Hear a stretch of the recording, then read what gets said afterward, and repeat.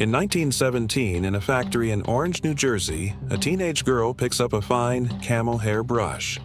She dips it into a pale, glowing paint. To keep the tip sharp enough for the tiny numbers on a watch dial, her supervisor has taught her a simple technique: lip, dip, paint. She does this hundreds of times a day.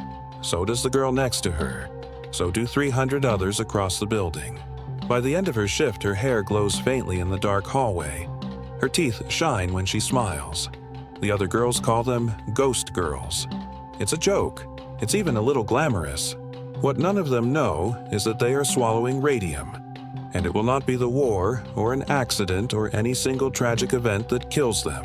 It will be the company they trust and the men who knew the truth and let them keep painting anyway. To understand why no one was afraid, you have to understand what radium meant to America in the 1920s. Marie and Pierre Curie had discovered it less than 2 decades earlier. It glowed without fire. It seemed to defy the laws of nature itself.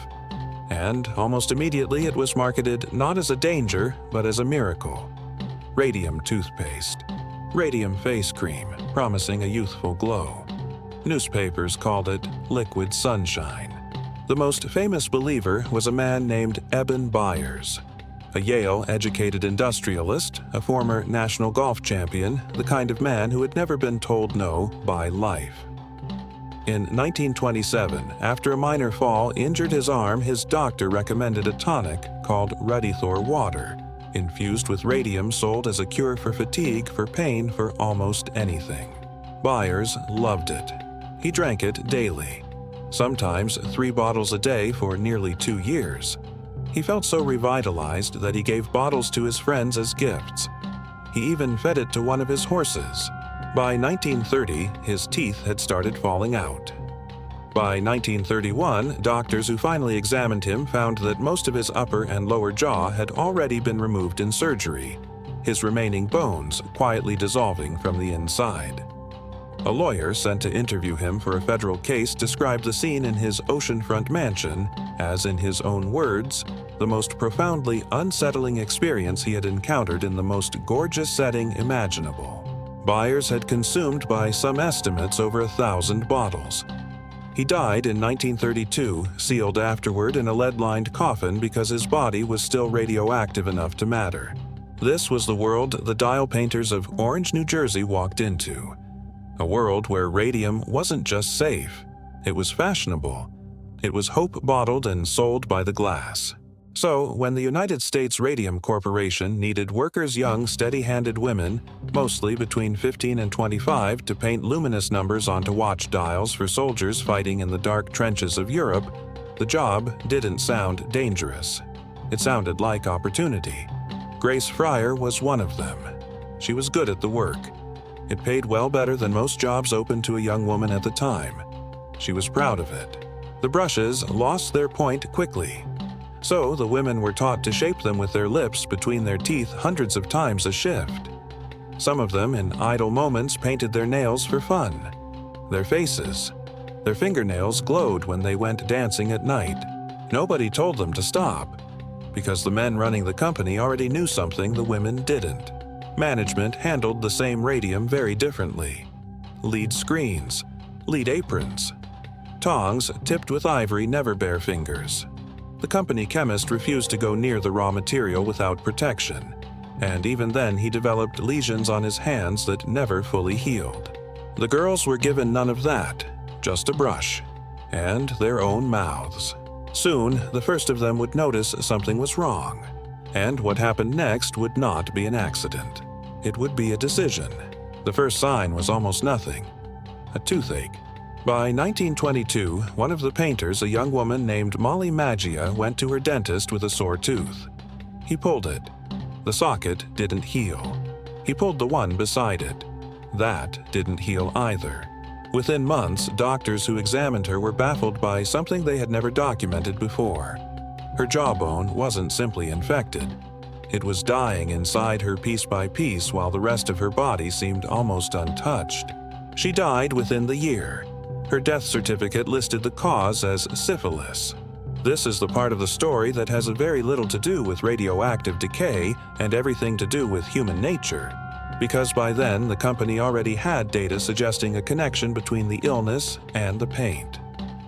An independent study from Harvard's School of Public Health had quietly confirmed it.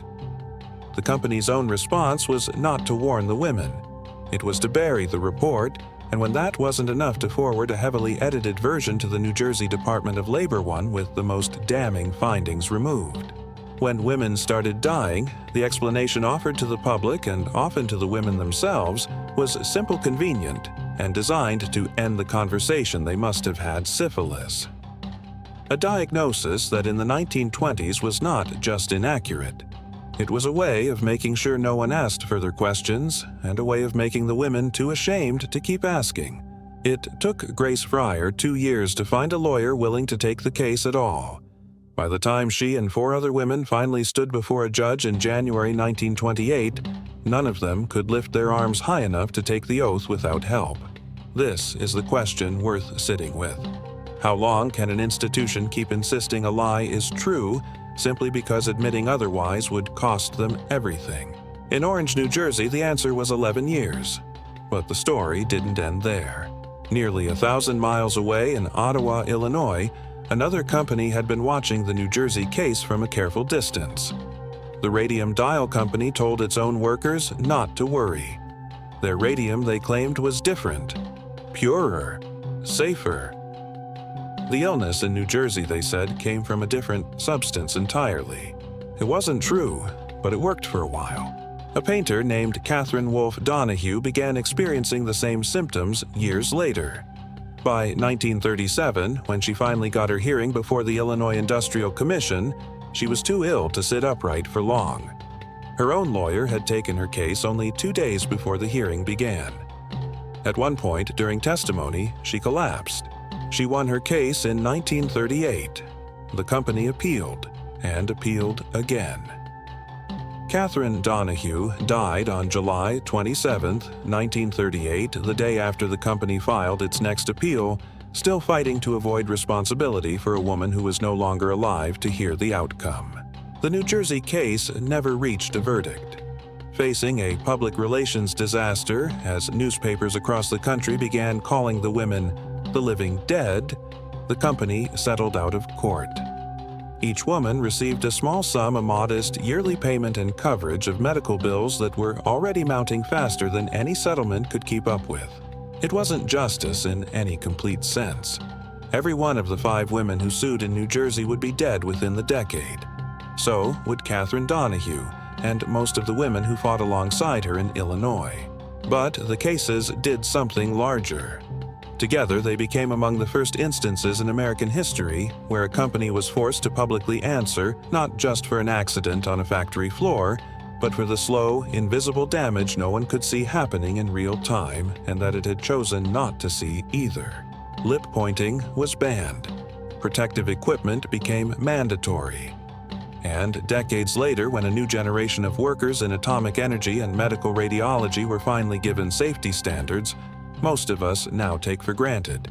They owed a quiet debt to a group of women whose names most of them would never learn.